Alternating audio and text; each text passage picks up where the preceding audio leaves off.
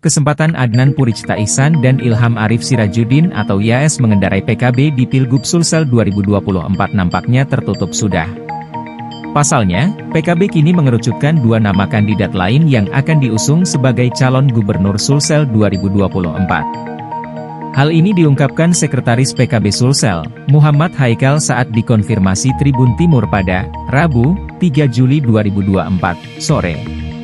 Dari sejumlah kandidat yang sebelumnya bersaing ketat, kini DPP PKB mengarahkan fokusnya pada dua nama, yaitu Dani Pomanto versus Andi Sudirman Sulaiman.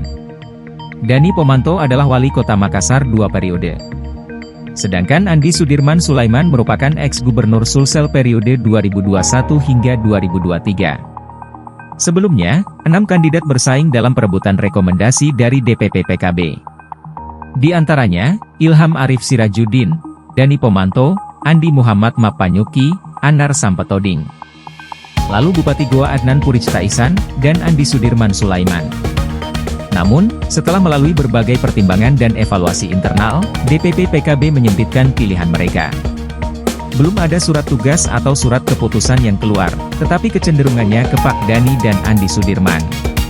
Itu hasil pembicaraan DPP dan DPW PKB Sulsel, kata Haikal kepada tribun-timur.com, Rabu, 3 Juli 2024. Download Tribun X sekarang, menghadirkan lokal menjadi Indonesia.